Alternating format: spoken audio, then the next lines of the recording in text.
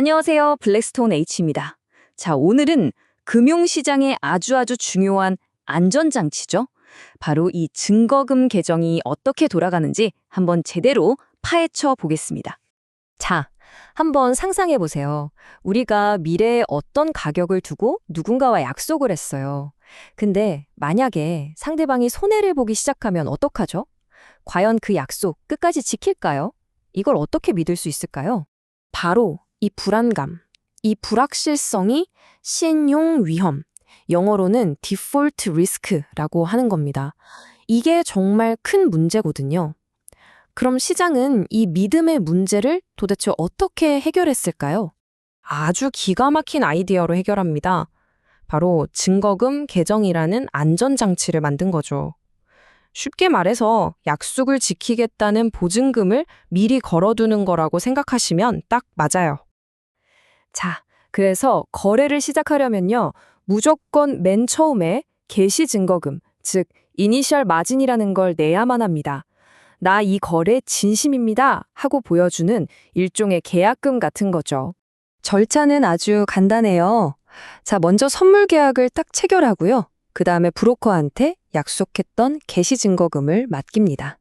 그럼 바로 여러분의 포지션이 열리면서 거래가 시작되는 거죠. 자, 근데 여기서부터가 진짜 재밌습니다.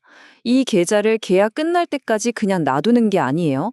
매일, 정말 매일매일 칼같이 정산을 합니다.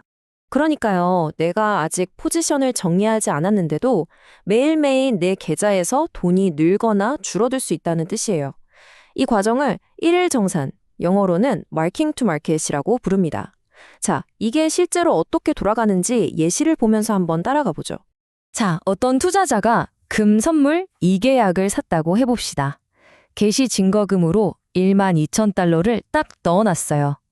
그래서 거래 시작일인 0일차에는 계좌 잔액이 12,000달러 꽉 차 있죠. 그런데 바로 다음 날 1일차에 금값이 똑 떨어졌어요. 그래서 1,800달러 손실이 났네요. 그럼 이 손실금은 어떻게 되느냐? 바로 증거금 계좌에서 빠져나갑니다. 그래서 잔액이 12,000달러로 줄어든 거 보이시죠? 그럼 이 잔액이 계속 떨어지게 그냥 놔둘까요? 천만에요. 그러면 안 되겠죠. 그래서 아주 중요한 안전선이 있습니다. 이 선을 딱 넘어버리면 경고음이 울리는 거죠.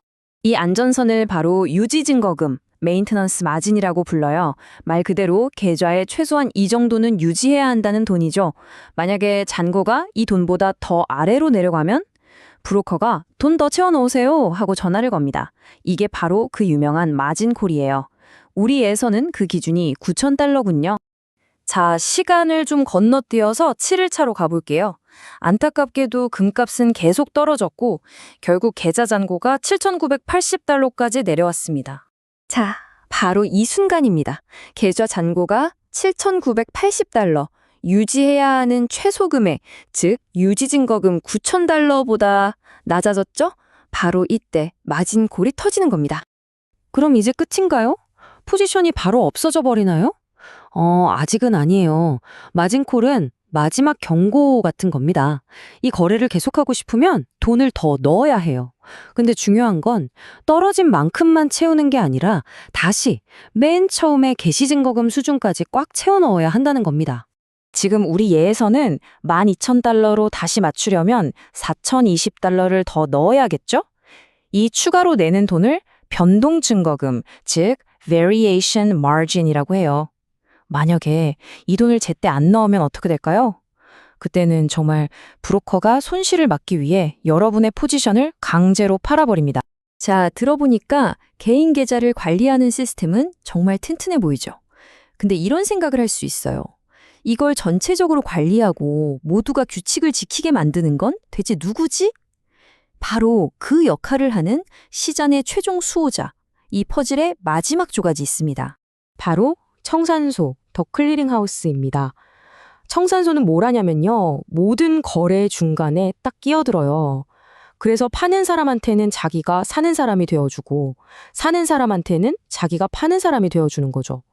그러니까 개인들끼리 직접 거래할 일이 없어지면서 아까 말했던 신용 위험이 싹 사라지는 겁니다. 그러니까 청산소의 핵심 역할은 이겁니다. 모든 거래의 상대방이 되어주고 계약 이행을 100% 보증하고 모든 증거금 계정을 감시하는 거죠. 심지어는 회원사가 망할 경우를 대비해서 엄청난 보증기금까지 갖고 있어요. 실제로 1987년 블랙먼데이 때 시장이 무너질 때도 이 청산소 시스템 덕분에 버틸 수 있었던 겁니다. 정말 대단하죠?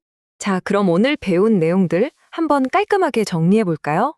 첫째, 증거금은 선물 계약에서 떼일 걱정, 즉 신용위험을 막아주는 안전장치라는 거. 둘째, 일일 정산을 통해서 손익이 매일매일 계좌에 바로바로 반영된다는 점. 셋째, 계좌 잔고가 유지증거금 밑으로 떨어지면 바로 마진콜이 온다는 것. 그리고 마지막으로 이 모든 판을 지키는 최종 보스, 청산소가 시장 전체의 안정성을 보장한다는 겁니다. 자, 그럼 마지막으로 여러분께 질문 하나 던지면서 마무리하겠습니다. 이 증거금 제도라는 게 과연 개인 투자자인 나를 손실에서 지켜주기 위한 걸까요? 아니면 나와는 상관없이 이 시장 시스템 전체가 무너지지 않게 지키기 위한 걸까요? 한번 곰곰이 생각해 보시면 좋겠습니다. 들어주셔서 감사합니다.